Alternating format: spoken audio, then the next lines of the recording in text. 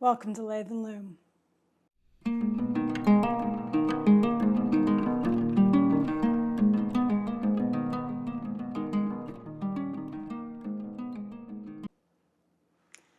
Hello, my name is Cher. Welcome to Linden Loom.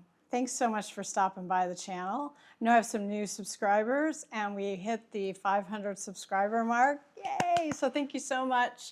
Those of you who have been sharing and commenting and helping get some channel exposure, that is going to be so helpful as we get the mill kicked off and things rolling. But more importantly, I just appreciate all the engagement on the community, whether that's through leaving a comment, whether that's because you've shared, whether that's because you've reached out to me on Instagram. I love to know what you all are working on, and you know, the main reason I do this is for the interaction with the community, so I appreciate it so very much. Thank you. Today's episode I'm kind of calling What's on the Needles. I know I talked about doing a complete run through of all my whips and what's in my queue, and those will come later. I think probably, again, there's a lot of 2025 and planning for 2026 videos out there now, so I'm trying to keep the content a little you know, engaging and maybe different than the standard where I can. I mean, obviously, it's primarily a knitting podcast, so some of that's the same, but definitely want to be cognizant of what else you're seeing out there. So today I am going to do kind of more of a standard podcast format, but I will talk about some of those things I brought up, and those future episodes are still in the planning process. So we'll just flip the agendas a little bit here. Yeah, so I'll have one FO. I'll talk about really three main whips, and then what I'm doing to sort of work on some of the backlog. I've made a decision on the Richmond Hill sweater, and then I want to share a little stash acquisition that will be something in an upcoming project. And then at the end, I will share a little bit about what's happening on the farm, so that you have a little update there. Things are going to start getting really busy with the farm and the mill planning coming up. So hopefully, if you want to hear that content, hang out till the end. It won't be long, but want to give a brief update. And if that's not your jam, then I understand that as well. So before we get started, I did want to mention a couple of podcasts that I watched that I thought the content was really interesting and helpful and different. I think we're seeing quite a lot of activity around a year of hats. Interestingly, I did a year of hats with the machine knitting community last year, and I have been thinking in my own knitting, I did enjoy the hats that I did last year, but more importantly for me, as I think about how I want to run the mill and doing, you know, kind of farm yarn research and just sort of learning about what I want to be able to produce, I want to try some other farm yarns and small batch mill yarns. And so hats are a good way, I think, to do that. Also, you can use, I really enjoyed the couple of hats that I have that match some of my jumpers. So that's a kind of nice way to do a swatch if you can, you know, use the same needles with the yarn. So a lot of advantages there. So I think you're seeing some of that come up in a number of other posts as well. I know Knitting McPurley has a hat club this year that did have a couple of openings. So if you're looking for something, that's definitely something I debated doing to try some of her yarns. Then I thought, you know, I could buy a skein each month from different producers and kind of get a little broader sampling, which might fit my needs better, but I do think it's a nice option. And then I know Taylor Earl of Wool Needles Hands just posted, she's looking at a year of hats, so there's a couple of things there. But the one I wanted to call attention to was on the channel by Woolly Wormhead, who is a very well-known hat designer. She does some really interesting things, and she has a lot of really good tutorials on her channel, but the one that she posted recently, I think it posted on January the 1st, was called Beyond the Beanie. And she really talked a little bit about how to get a good fit from hats. She had some interesting thoughts on hat construction that I thought was, some different approaches. And then she also shares in there, she has some resources through her newsletter and website, I think they're free for the most part, of how to like get good hat fit. So if hats are something that you're looking at in 2026, I wanted to call that to your attention. And if you just want a good, interesting watch, I think that one is one to put in your watch list. The other podcast I wanted to call to your attention was put out similarly around the same time. Might have been very end of December, but I think it was in January. And the channel is Deborah Knits. And the episode is called She Invented Modern Knitting. And it's a tribute to Barbara G. Walker. So Barbara G. Walker had a big influence on the knitting community and how we as modern knitters approach things today. I won't like spoil the episode because it's very, very good. It's short, it's like 12, 13 minutes. But she does talk about like there was a whole other aspects, like all of us, to Barbara G. Walker and some of her other writings and other things that she did that I just found extremely interesting. So, I think this is an icon in the knitting world, and just as we look to think about our own knowledge base, I just think it's a really interesting. It was a really interesting watch, so I wanted to call that to your attention too. You might sit down with a cup of coffee or tea or something and do that. So those are my two podcast recommendations for you.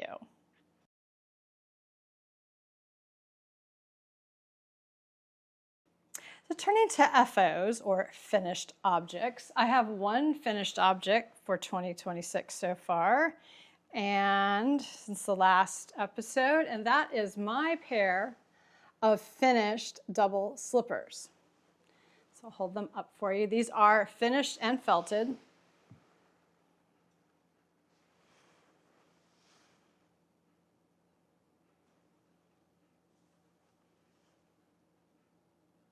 Those are coming through. Okay, I put an extra light up. I feel like I'm struggling with the light, and it's a fairly bright day out. Maybe that's part of it. But so I'm really happy with these. I need to put some non-stick on the bottom. But this is the pattern by Sandus Garn, or I think it's Liv Strangeland is the pattern designer for Sandus Garn. These are the infamous double slippers. I've talked about them a number of times, and there's some resources in the last episode's show notes, and I'll probably pop them in here as well.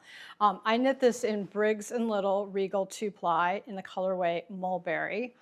And I did, after I felted them, so it took me 3 times in my top load high efficiency washer. And then when I was letting them dry, I did wear them with socks over them to try to get, and I do have, I don't know if it would come through, but like you can definitely see a little better fit to my foot. That's how you really should get them set up for the first wear. So that is my finished object for today.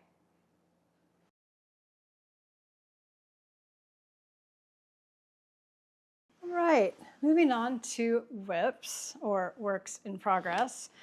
First one I want to share, you haven't seen, I don't think, although I mentioned it in my cast-ons, was I am knitting the Wintering.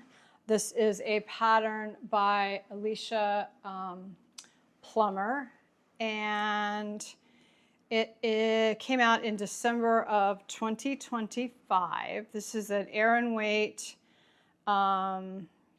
8-ply, 16 stitches, 24 rows to 4 inches in stockinette gauge.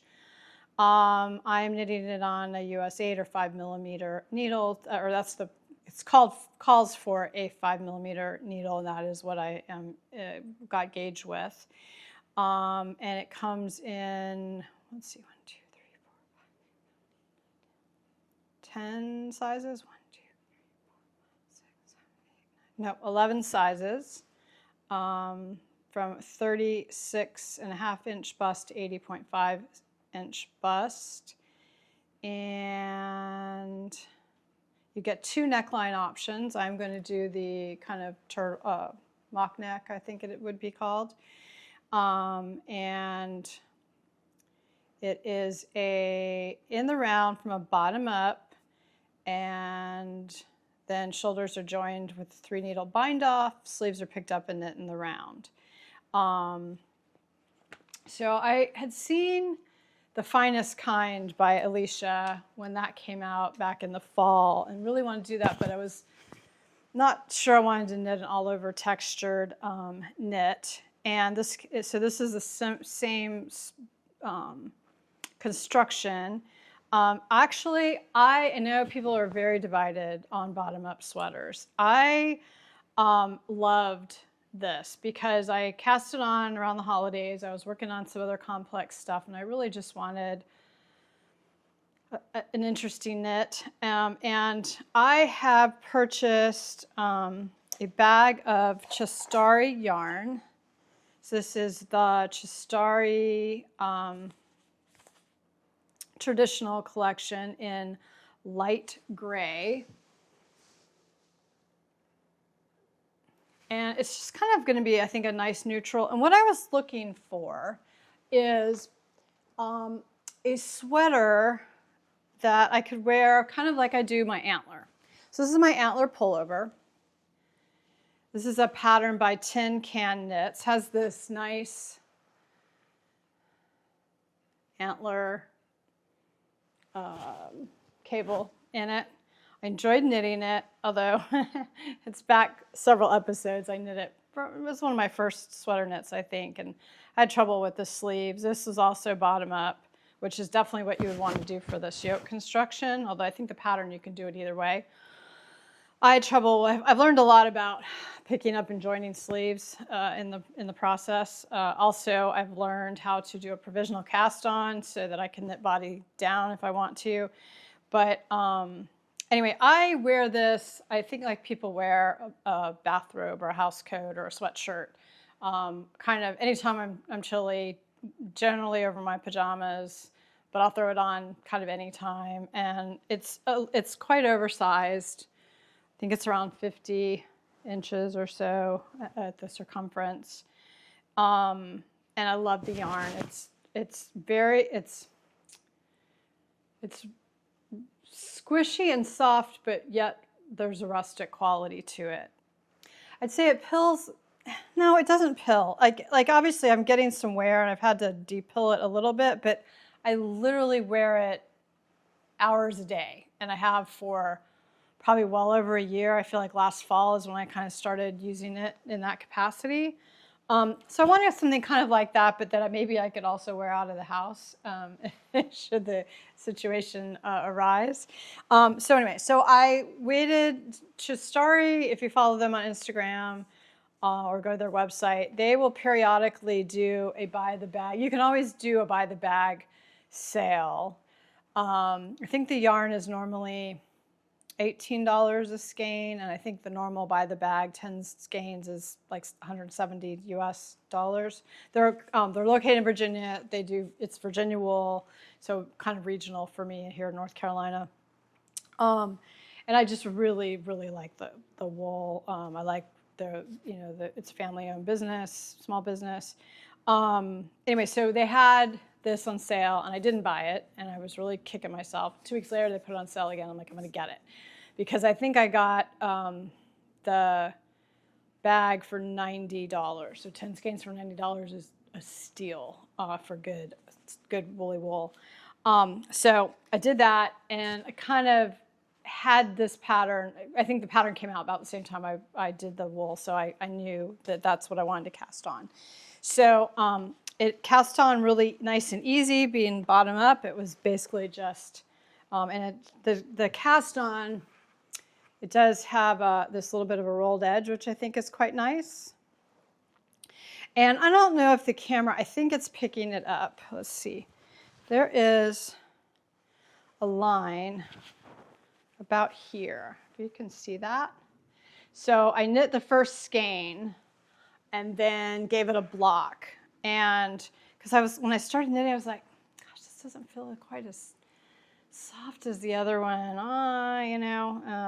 Of course, different batches, this is years apart. But you can really see, I think you can particularly see on this section here, how nice it's bloomed as it's washed. And the water was quite dirty. I mean, obviously, you've got some probably spinning oil still in there. And these are good woolly sheep, so, or good, happy living in their natural life sheep. So anyway, so that is where I am at. So I'm almost to the sleeve split. It's just been enjoyable. I kind of worked on it in and off in the background while I've been focusing on my dad's jumper.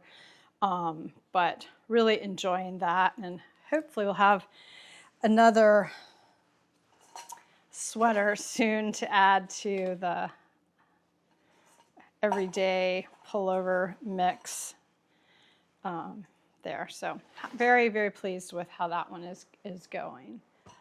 I think next I will talk about the PS Shawl. This is a pattern by Ailbíona McLochlainn. And when it came out, I was just very intrigued by the construction. So you knit in the round, which is nice, different for a shawl, right? And there's actually 3 shapes that you can use. And you start with this very small section in the middle. And again, I don't know if it's coming through. I am using this to showcase my, I should put on a cord too, to showcase my Whispering Pines Shetland stash. And I think it's primarily both skeins I bought from Jen in I think probably 2020. Could be some 2019 in there. I know the top, I wasn't super great about keeping track of all of its labels. So some of it was mill spun. Some of it was hand spun by Jen, the shepherdess, Jen Johnson. And I know that the top section was spun by Jen. It was 2021 fleece from Alara.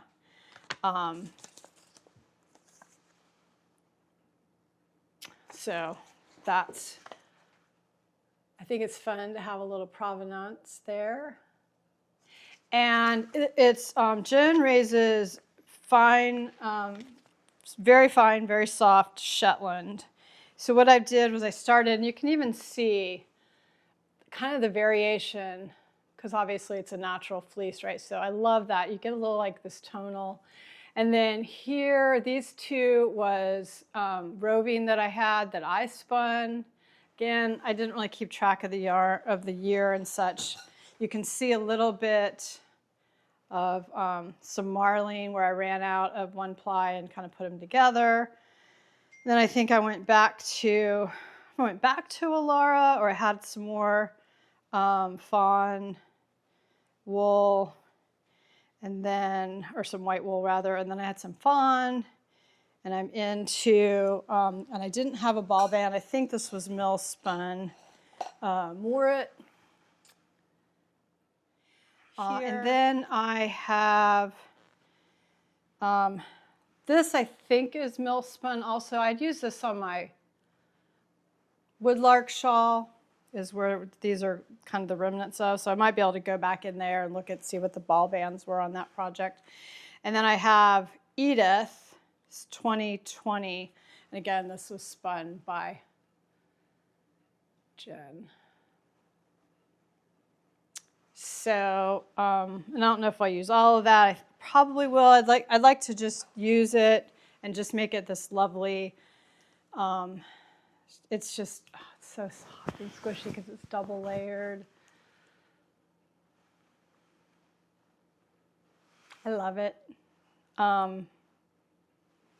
So that is the PS Shawl by Ailbíona McLochlainn. Again, it's a really relaxing knit. It's kind of what I'm calling my comfort knit.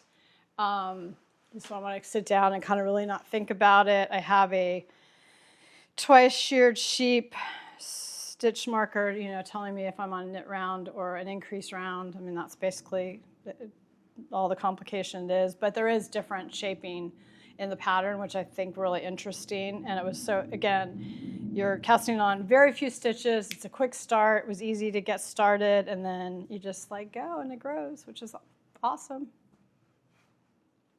Next whip I want to share with you is the jumper that I knit for my dad. This is a pattern, a vintage pattern that was put out originally in the 1961 spring-summer edition of Vogue Knitting. It's the classic cabled men's V-neck or something like that.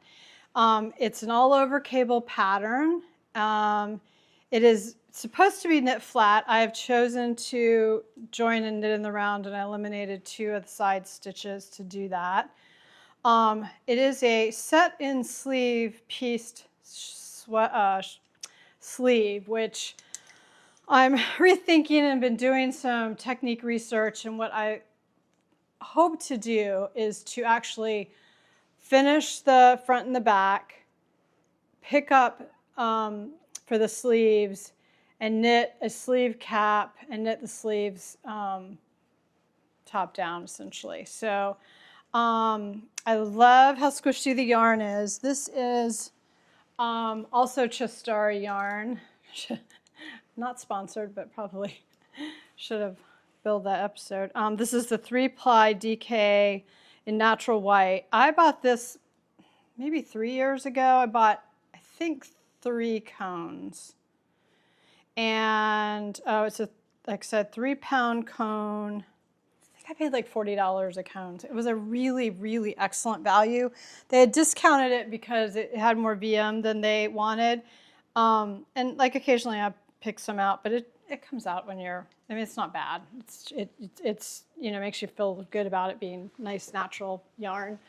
Again, you can see where I did my initial blocking to check on size. And it just blooms beautifully. Yeah, so I'm really happy. I'm about, I think maybe an inch more till I can start, so I can split for the sleeves and then work up the front and the back. If you hear noise, I'm sorry, that's Sadie in the background. If she gets too bad, I'll stop. Anyway, so that's where I am with that, and I am trying to make this, a quite priority knit. It does require, obviously, a little bit of focus, but honestly, once I get started on a row, I can, knit the whole row, and then I just look back, and then every other row is really a rest row. So yeah, really happy with how that is working up. I am trying to keep this as a priority knit so I can get it done. I'd love to say I get it done in January, but if I get it done in February, I would be really happy. It's an engaging knit in that every other row is an active row. You're doing something cabled, and then every row is a rest row. But once I know the row right now, the sleeves might be a little different, just repeat. So I just get the first set of repeats and I can work the row around. So I'm not constantly looking at the chart at this point. I am cabling it without a cable needle. I don't know if that's magic or different or anything other than just that's how I do it. That's because that's how I learned it, and I find it a little fiddly to get that extra needle in there. So yeah, Vogue 1961 classic cable V-neck. And then the last whips I wanted to talk about, it's not really a whip per se, but I had mentioned in the last podcast that one of the let's go with intentions, or since I don't do plans or goals with my knitting, for 2026 was to get some more hand knit socks or circular sock machine knitted socks, one of the two.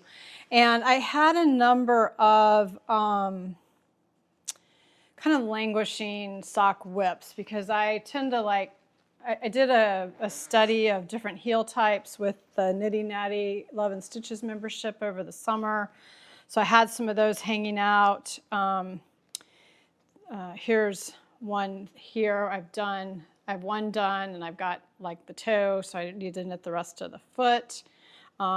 This is yarn by, I believe, So Happy Jane. I love it. Yeah, So Happy Jane. I think it's Huckleberry Sunday. So I need to get the second one of that done.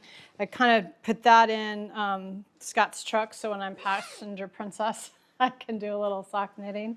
And then I have this sort of bag of all these other ones that I sort of worked on this summer and got started.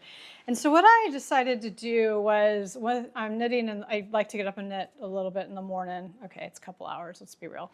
But I said, all right, have that initial cup of coffee, and then let's spend 30 minutes knitting on getting some of these sock projects finished up. So this week, I did good progress. I had a sock tube that I had knitted with this Active Super Garn, and I had knit, so I had the tubes. So a tube looks like this when you take it off the sock machine, right? This was actually this tube was leftovers of socks I did for my mom. So this was done on my Erlbacher Gerhardt circular sock machine, 60 cylinder, and these were socks I made for my mom, or the initial tubes, and so I had a little bit of leftover. It wasn't a whole lot. So this is a pair of shorties, and I did, I cut in for the heel, which I don't have any that are showing that right now, and I did this as a shadow wrap heel. So I just picked up on the one side, knit the shadow wrap heel, and then I Kitchenered at the top. I think they turned out really good. I actually think I like it better. It's my favorite heel anyway, but I think I like it better than a traditional short row heel. And then this week, so I had that part done. And then, so this week what I've done, I put the 2 cuffs on in my 30 minutes of knitting. Yesterday I did the toe, and I was a little more than like my 30 minutes, but I was so close, I just finished the toe. So I have one done.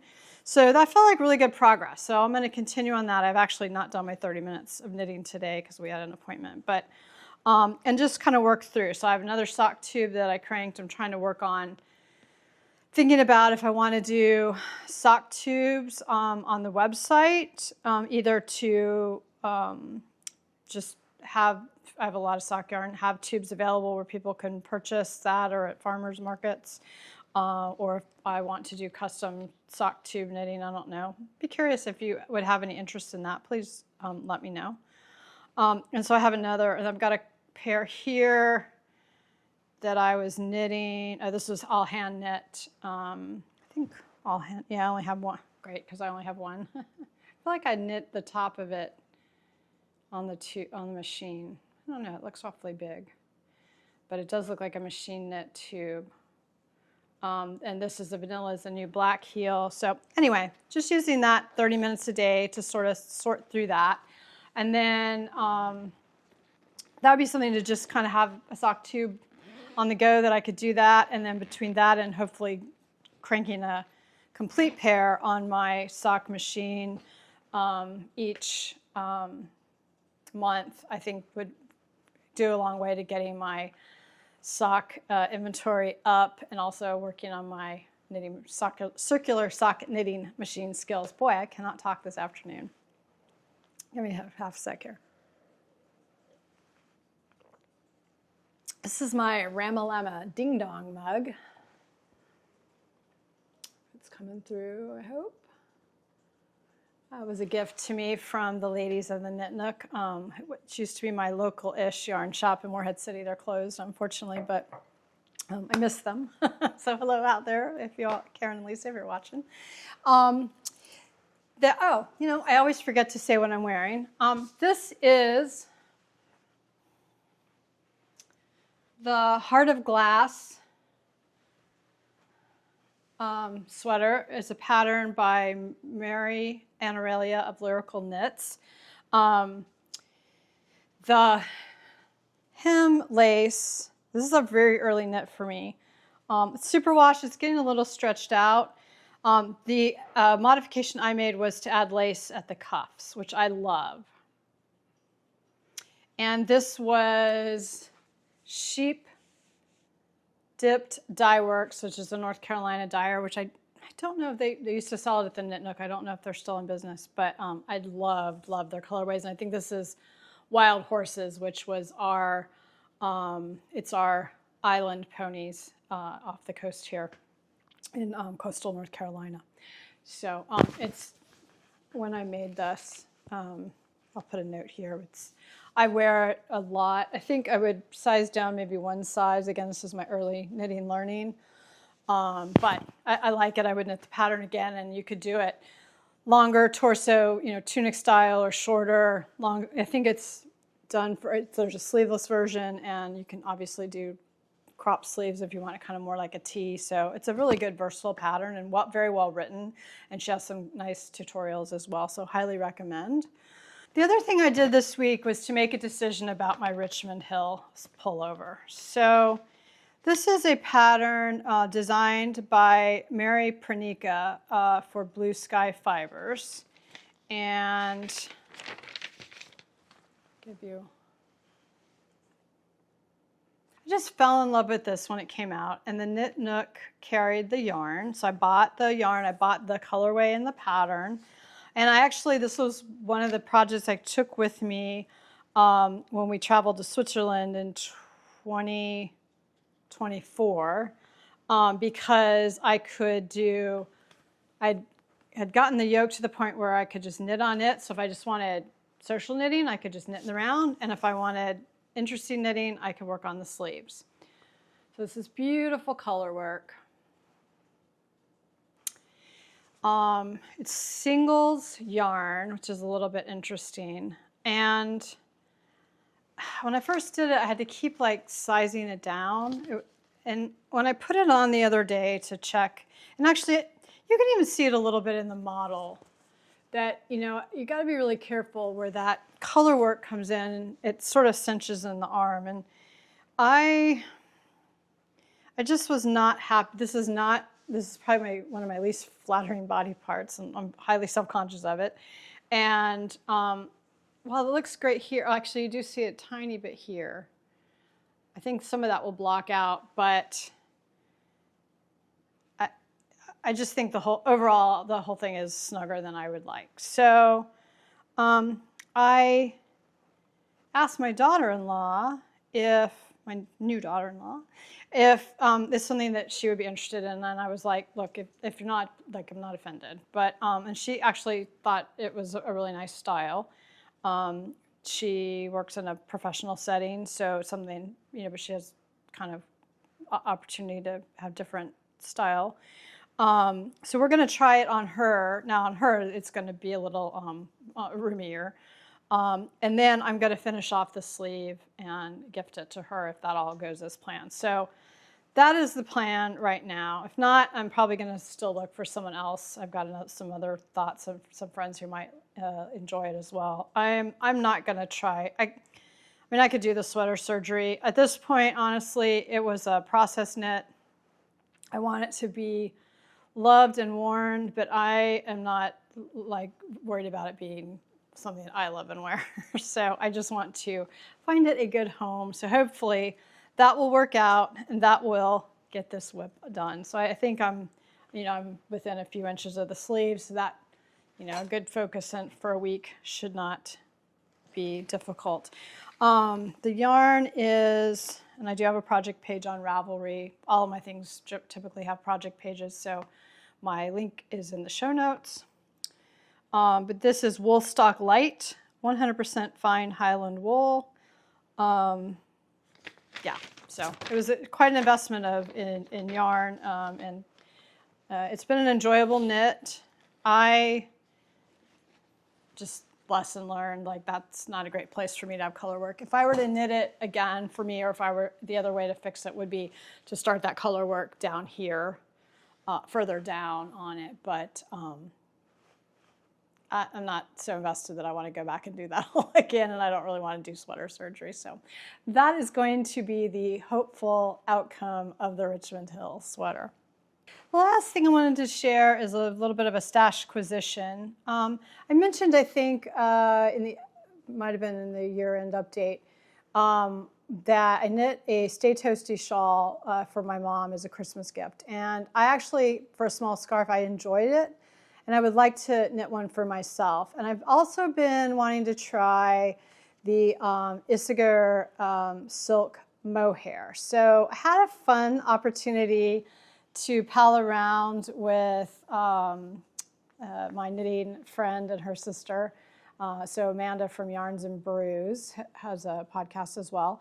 And we went to, we had a really fabulous gluten-free lunch at a place. Anyway, they're famous for their BLTs, and they actually were very celiac safe, which was phenomenal for me. So I did not take a good picture, but I'll put the note of the restaurant whose name is escaping me. But great place if you're in the area. And so on the way, and then we went to a coffee shop that was out in the seating's all out in the woods, and you can go up, and it's very, very cool. So that's a local coffee shop there.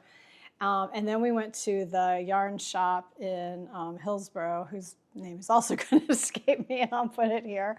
But it was fun. And I knew they carried the Isager yarn. So that was, so I picked up this colorway. And it's 75% kid mohair, 25% silk, 25 grams, 212 meters. And the colorway I picked up, color 36, not particularly descriptive, but this kind of, I have a type, I guess, mulberry-ish color. And so I bought with it about 2 skeins of that. And then I bought, to go with it, the Isager Alpaca 1, which is 100% alpaca, 50 grams, 400 meters. So about 2 of these and 1 of these, same meterage, thinking that would be perfect for an ample Stay Toasty shawl. And when I got home, I'm happy with that. But I got home and I remembered I had 2, I think in 2024 also, for my birthday, my family gave me 3 skeins of Ula+Lia yarn. A green, a camel, which is actual camel yarn, green colorway, I'm not remembering what that one, I feel like that was a blend of something.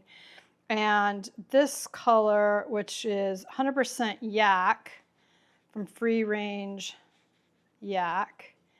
And I don't know if this has, so it's made in Mongolia. They do like a Kickstarter each year, the way something I would definitely look to support. So I'll leave their website here. I think they have a great story. I have this. So I thought, you know what? I've been waiting for something special to do with this, and I just have the 1 skein. It's 430 yards, and so I've got, how many does it have meters? It's 393 meters, and I have 424 meters of the mohair.